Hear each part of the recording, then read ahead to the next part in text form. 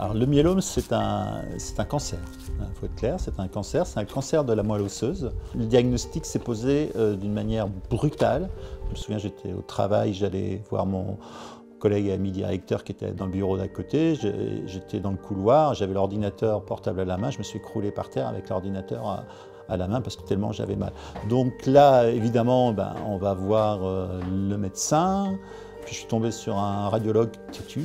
Et donc au scanner, il a trouvé sur essentiellement une vertèbre, au niveau dorsal, justement qui correspondait à la cage thoracique, un gros trou. Voilà, donc la D7, il m'a manqué D7 coulé, il a manqué la moitié, quoi.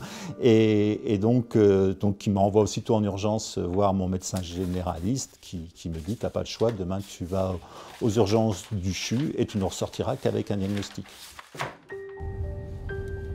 Donc aujourd'hui, je suis en rémission, donc le médical, je le vois peu. Donc en tant que tel, la maladie, de ce côté-là, elle n'est pas très présente. Par contre, elle est quotidienne, elle est permanente, dans le sens où je ne suis jamais à zéro en termes de douleur. Et puis aussi par rapport à la fatigue. C'est-à-dire que quelque chose que je pouvais faire, ramasser du bois, faire des choses comme ça, bricoler, soit j'en fais 2 fois moins, ou soit je mets 2 fois plus de temps. Par rapport à ma vie d'avant, je ne suis plus le même, quoi. Voilà, et donc la maladie, c'est pas parce que je suis en rémission que la maladie a disparu. Il faut que Nathalie soit d'accord. Mais c'est bien ce que je vois, on est bien d'accord. Oui, tout à fait. Ouais. J'ai arrêté mon métier et j'ai essayé de reprendre avec plutôt des collègues qui faisaient à ma place pour pas que je m'aperçoive que j'y arrivais pas. Et quand je m'en suis aperçu, c'est ce qui m'a fait arrêter, quoi. C'est ce qui était insupportable. Un vendredi à 15 h, je me suis levé et je suis allé voir les collègues, je dis: je pars. Donc je suis parti. J'étais responsable dans un IME, un institut médico-éducatif, et je savais que je ne reprendrais pas le travail. Donc c'est aussi le moment où je me suis beaucoup plus investi dans l'association des malades du myélome multiple. Pendant 30 ans de ma pratique professionnelle, j'ai acquis des outils d'entretien, de prise de distance, d'analyse des situations, tout ce que peut faire un éducateur spécialisé. Et ces outils-là me servent énormément aujourd'hui dans ma vie associative.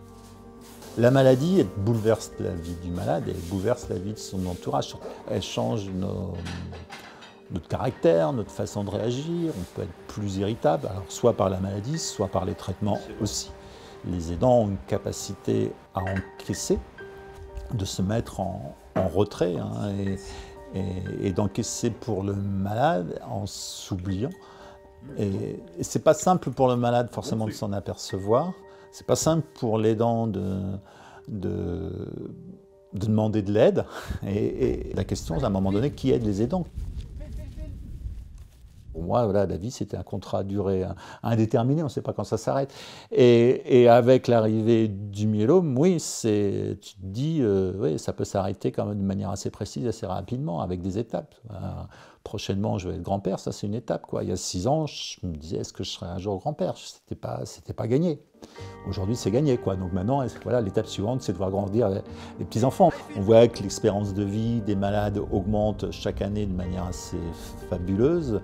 On voit des malades pour qui il n'y avait pas de solution, qui avaient essayé tout ce qui existait auparavant et qui étaient en échec dans tout ce qui existait auparavant. Il y a de l'espoir, il y a beaucoup plus d'espoir.